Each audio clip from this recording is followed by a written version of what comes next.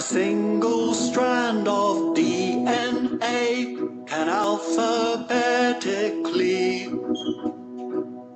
be sequenced by the letters A, C, T, and G.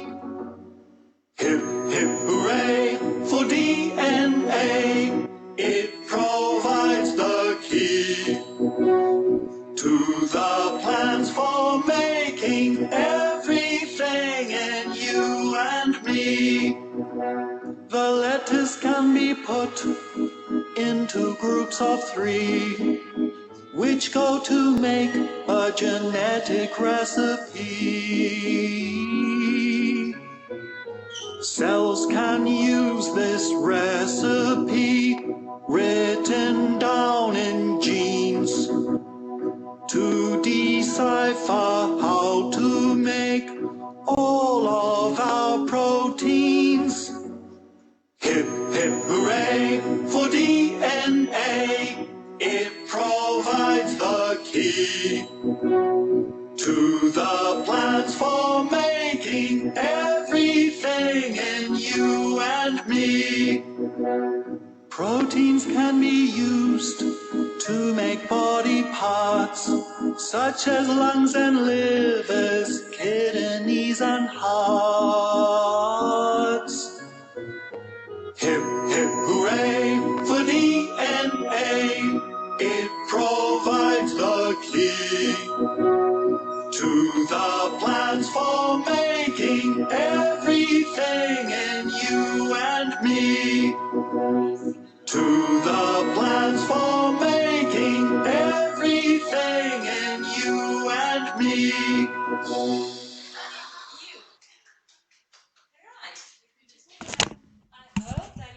Fourth now for the kids in Tsumkwe. So we have learned that the genetic material that our genes are made of, we call DNA. Can you remember what DNA stands for? Deoxyribonucleic acid. Yes, Sean? Say? Deoxyribonucleic acid. And just for ordinary level, what you are about to see now, you will not be asked in the exam. But I want you to also understand what is the codes and what is on there in order to understand the recipe that we have on our DNA. Okay, right, so let's look at this video which explains now the specific parts that we have on the DNA. Higher level, yes, you need to know all the names that you will hear now. Okay, so concentrate, then we are going to build it and practice it again, and you will remember them. Let's see.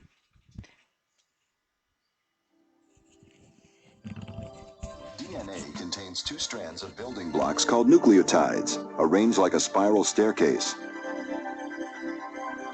Each nucleotide includes 3 parts, a phosphate group, a sugar molecule, and one of 4 bases, adenine, guanine, cytosine, or thymine. The sugar phosphate bonds form the double backbone of the molecule, the handrails of the staircase. But we find the genetic key to DNA in the steps of this stairway, the nitrogen-containing bases. These bases link up using hydrogen bonds in a very specific way. Adenine will bond only with thymine, A to T. Cytosine only bonds with guanine, C to G. While these basic pairings never change, the order of the pairs along each strand varies greatly from one species to the next. In this elegant design, we see how nature stores the instructions to build all living things.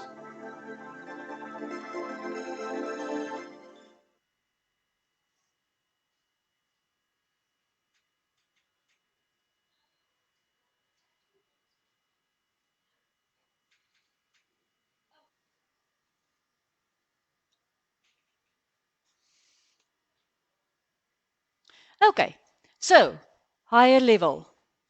We know DNA is called the blueprint of life because it contains all the characteristics of a species. If you are human, there will be certain codes that will be the same for all of us. The characteristics that make us human. Okay. But also the blueprint, the recipe to make each and every hormone, every enzyme that happens in your body is on your DNA. In simple terms, DNA contains the instructions for making proteins. Just quickly, I just want to make it a slideshow. And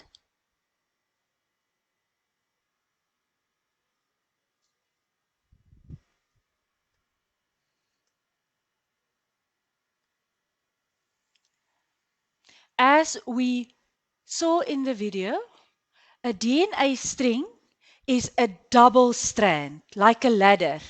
Nee? It has a backbone or the handrails of a ladder, and then it is interconnected. Did you see that? And that is always in like a spiral, which we call a helix. So, what is the shape of the structure? You say double helix. Now, we have the handrails and we have the steps of a ladder, and it is always twisted or turned like that. Now, when we took one strand of that ladder, it's important to see the backbone is phosphate sugar. Phosphate sugar. We call that a pentose sugar because you can see there's 5 sides to that structure, pentose sugar. And because this is DNA, it is deoxyribose sugar. So, phosphate, deoxyribose sugar. And connected to the sugar, the deoxyribose sugar, we will see nitrogenous bases. Okay.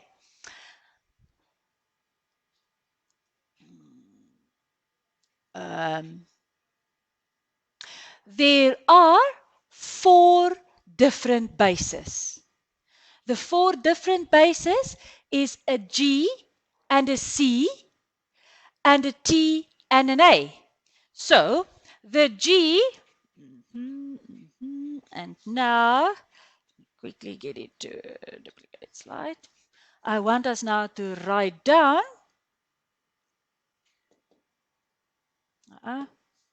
Nee, nee, nee.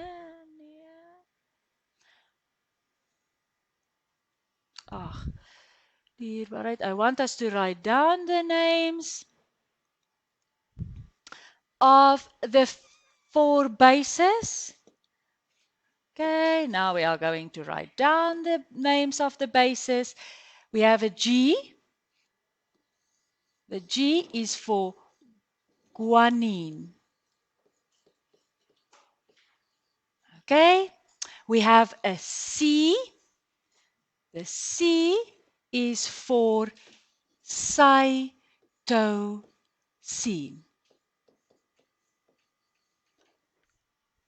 Then we also have an A.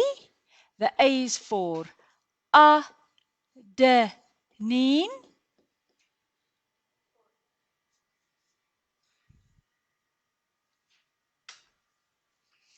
Adenine.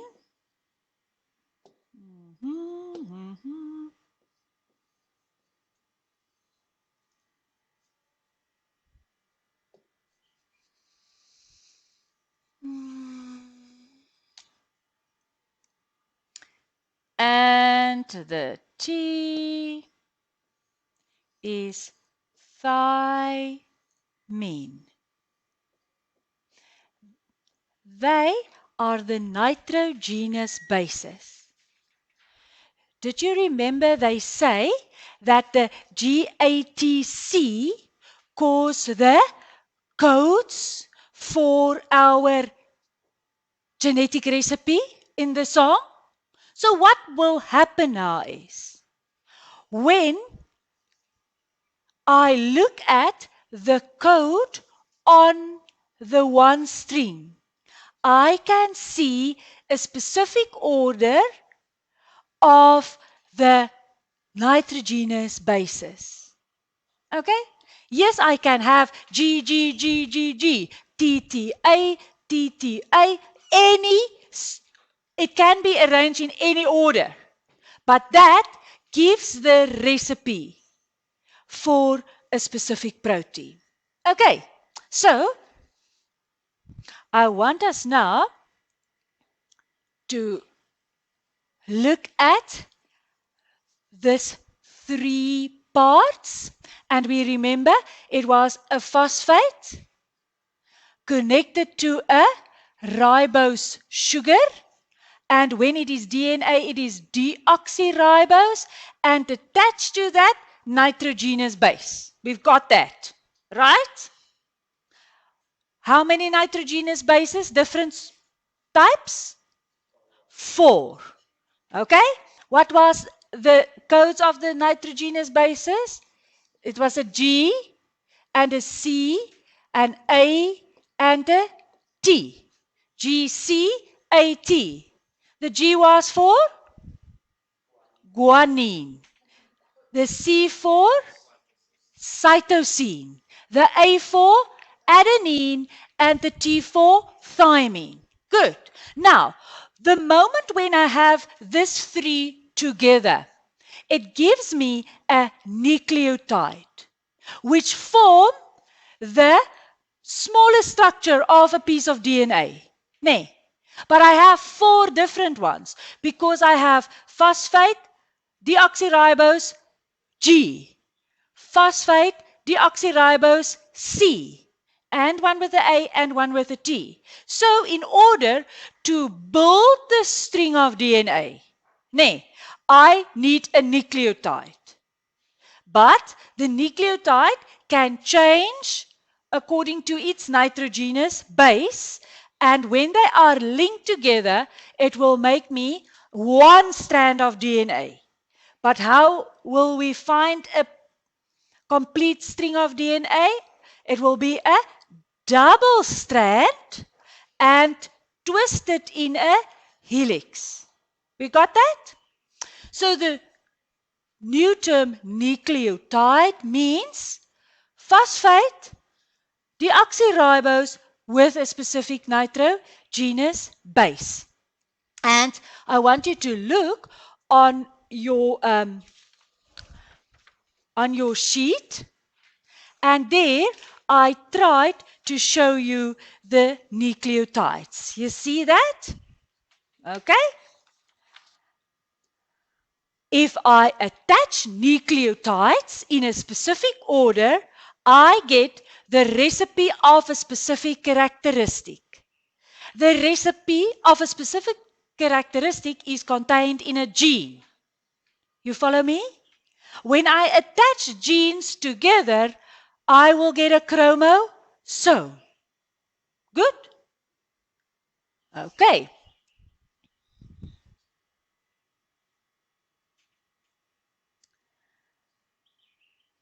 So I think we are now good on that one. And now the bonds between the nitrogenous bases. We do understand that we do have a string, a double string, and the nitrogenous bases is attached there in the middle. But we must remember cytosine will pair up with guanine, and adenine will pair up with thymine. So it will never be in any other way.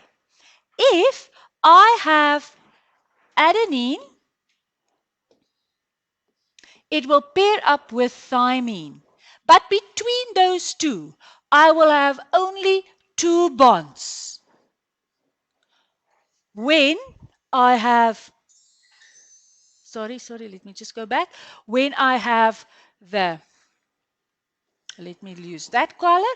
When I have guanine, it will pair up with cytosine, and there I will have 3 bonds between the 2 nitrogenous pairs. So that is how I recognize which 2 pairs do we have here. How many bonds do you see? 1, 2. Yes? There's 1, 2 bonds. And if there's only 2 bonds, which 2 will it be? Will it be G, C, or AT? It will be AT. Okay, now listen carefully. Which one is A? Which one is T? A is the larger one.